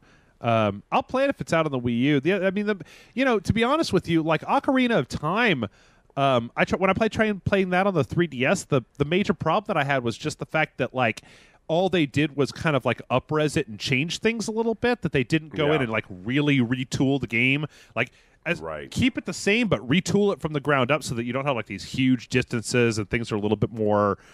Keep the same story, but just make the gameplay a little bit more modern. And I'd be more than happy to play that because I like to play it. It's just it was really clunky when I was playing it on the 3DS, and I didn't have the nostalgia to buoy me along. But everybody knows that.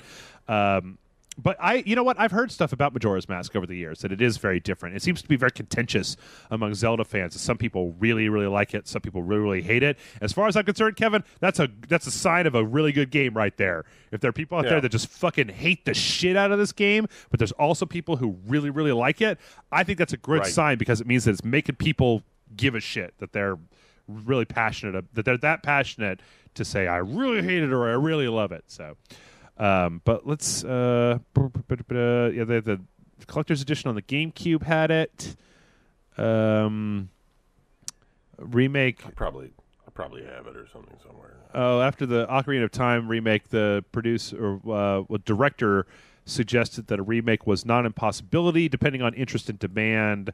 Nintendo fans. Nintendo fans, I love you guys because you're the only people who will actually go do these fan campaigns, and then Nintendo actually listens to you and brings out Japanese games over here. Operation Moonfall was launched to promote the remake of Majora's Mask on 3DS. Campaign name is a reference to similar base movement Operation Rainfall, right? Petition reached 10,000 signatures within 5 days. Response to the feedback, Nintendo released a statement. At the risk of dampening the excitement you feel, I must be clear that no official announcements have been made regarding a remake of The Legend of Zelda Majora's Mask for the 3DS. However, we like hearing what our consumers find important. Maybe. Maybe. Once again, shortly Let's go play the original one. It's not that. Shortly after E3 2013, Miyamoto commented that the fans supporting a Majora's Mask 3D remake were, quote, still in his memory, unquote. I don't know. What system did that come out for originally? N64. And it required the expansion pack. Did it? Mm-hmm. Yep. Wow. It never had well, wait a minute. Oh, it's on the Virtual Console. Oh. Is it really? Well, I don't know. Maybe I've been looking for something to play during the holiday because when we get all of our front loading done, I'm going to have a couple of weeks off. I think that's where I have it. I think I have it. It was free or something for some reason. Maybe it was for Virtual Console. Let's see. Yeah, it was free for a Virtual Console. I just forget why. I think Four Swords was free. Let's see. There was that whole thing if you bought your 3DS new or something, you got a bunch of free games. Uh-huh. That was like Four Swords was one of those games. And then is it on the Wii U?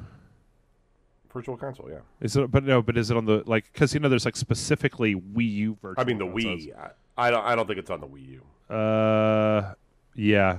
It looks like it's on the Wii. I don't know. I also don't like hooking up my Wii. Anyway, whatever. Maybe 2 Wiis. You have 2? Yeah, I inherited one. I don't even know what to do with it. I got 2 balance boards. Mm-hmm. It's crazy. I've got like 6 Wii controllers. What am I gonna do with this stuff? Send some to me. I need like give it to a hobo. Yeah.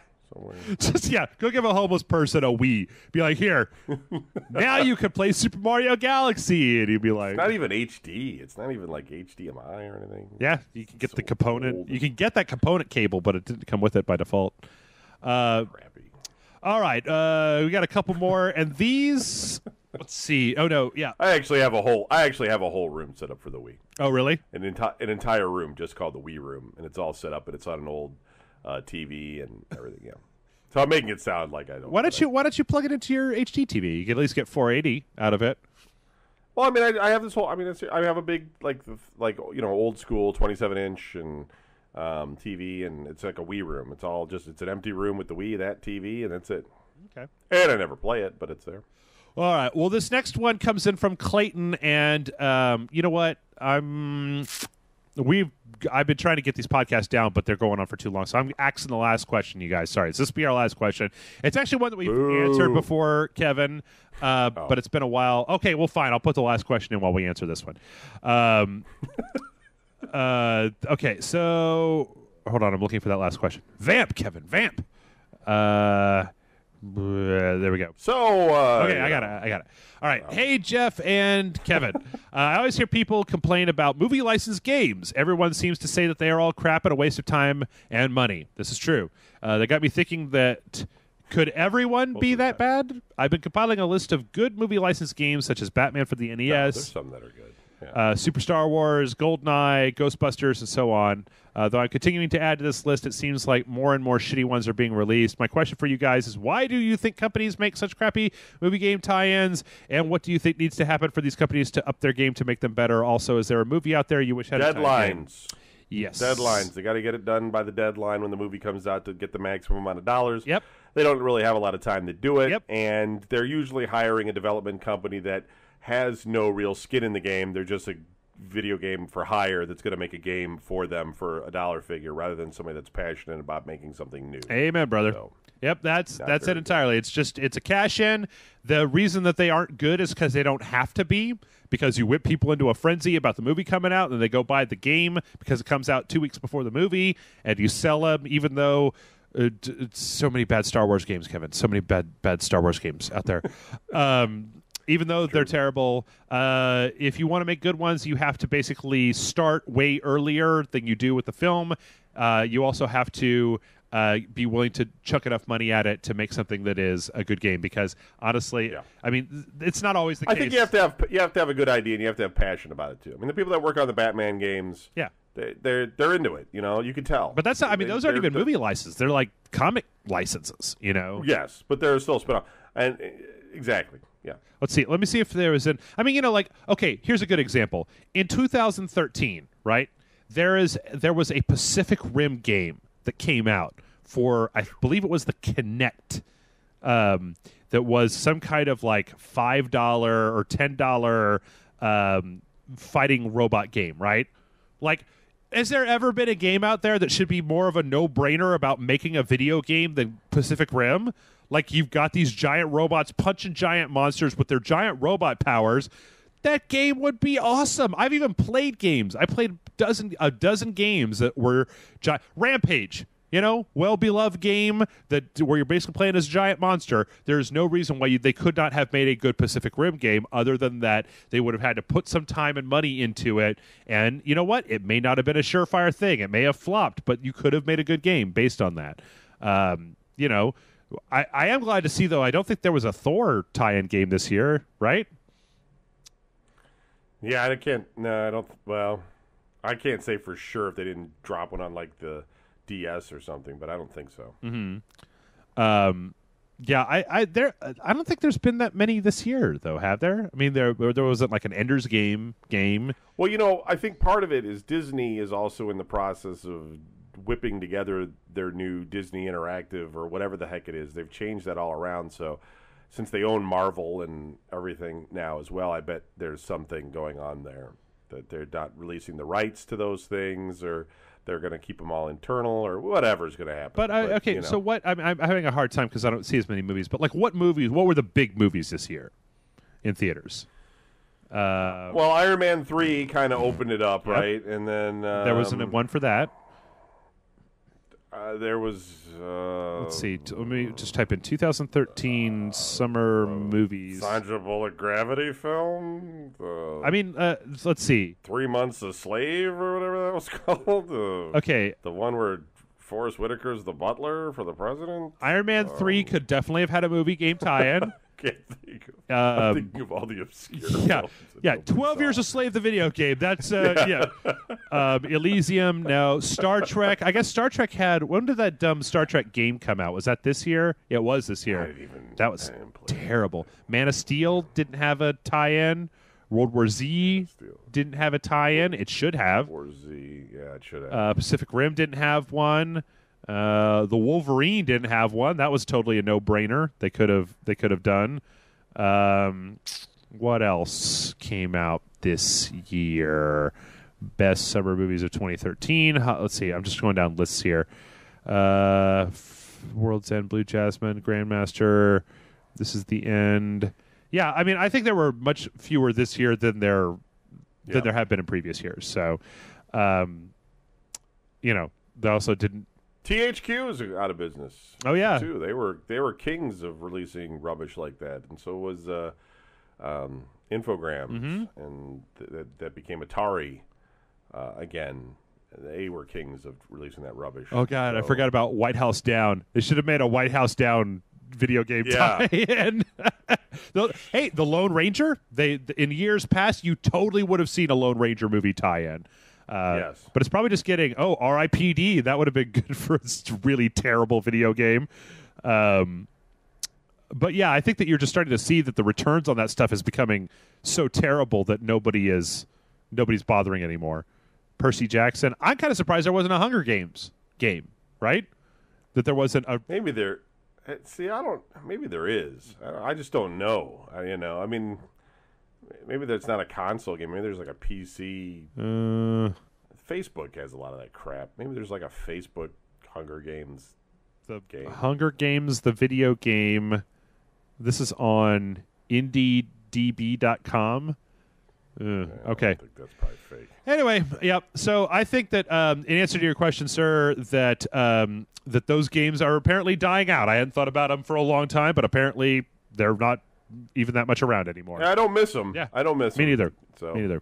All right. Finally, we got one from Connor. This is totally off the video game trail. Kevin, you asked for this. I was going to stop, but bring it. All right. He says, "Greetings, comrades. Got a question for the podcast of the non-video game related sort. So a little while ago, me and my friends went out to celebrate my friend's birthday. Let's call him John. He just turned 21, and being the respectable youths we are, we took him to a rundown, dirty-ass strip club off some highway. To make a long story short, right before we left, I paid some Colombian stripper $50 to give this John a BJ, which he readily accepted. Now my question is, despite my horribly intoxicated state at the time, am I a bad friend for paying this undoubtedly AIDS-stricken stripper to suck his dick? I can't help but feel responsible if his dick rots off. Thanks for hearing my confession, Connor." Wow. This is definitely a question we have not answered before, Kevin. Should you feel bad about getting drunk and paying somebody to perform sexual acts on your friends? No, it's your friend's problem. He should know better than to hang out with you. Mm-hmm. So, yeah, but I think I want to party with you. Mm-hmm. So next time I'm out that way, wherever that guy lives, we're gonna have to party with him because apparently he's gonna buy us hookers. I'm just gonna say for my own sake that my friend group isn't the sort of group where we normally where anybody would consider engaging in a worker of the sex trade as a gift to somebody else. As like, hey man, I totally got this lady over here. She wants to suck your dick. Like, that's not. My friends are a little bit more geeky, so every so often we'll go to the strip club, and then I don't like going to the strip club. So I mean, I got boobs on the internet at home, and I can take my pants off in my house. Anyway, I think that if your friend, like, the thing is that your friend could always have said, "Thank you, ma'am. I don't think I want you to do that right now." So if he accepted, then I think you're in the clear. Like, you guys were drunk. What happens on your 21st birthday stays on your... Plus, your 21st birthday, you always do dumb shit on your 21st birthday, so... Don't pay for hookers, man. Don't exploit people like that. But other than that, it's cool.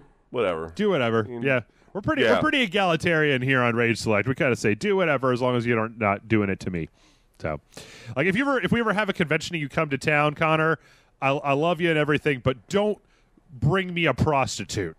Although they could be like where it's legal. They could be in some country or. Well, he says part of Arizona or something. He said they went to a strip club and that he then paid a stripper. So I have to assume this was kind of shady dealing. But yeah, it sounds shady. Anyway, all right. Well, that's all the time. And God, one of these days I'm gonna figure out how to get this thing down under like an hour, Kevin. I'd really like to come out at the end of the day with an hour-long podcast because... Ambitious. Yeah. Fewer questions, no news. Once again, you guys tell us if you're missing the news, if you really want it back or whatever, if you like us just kind of shooting the shit at the beginning. If you want to send us an email, we can't do the show without your email. Send it to mail@rageselect.com. That is mail@rageselect.com. There should be a link right below this post, video, or whatever. You should be able to find that email address down there. So until then, Kevin, I think the next time that I talk to you, we're going to have to discuss a little game of the year. So get boned up, and we'll I think we got our schedule in a couple weeks. We'll have you back on, and we'll start talking game of the year nonsense then. So until then, absolutely. I gotta get some sleep, man. I wish I could end on a high note, but man, I feel like I'm about to pass out.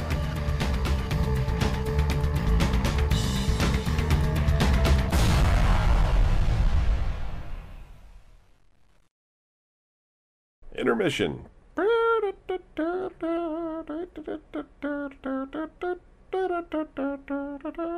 Time to go to the concession stand, kids.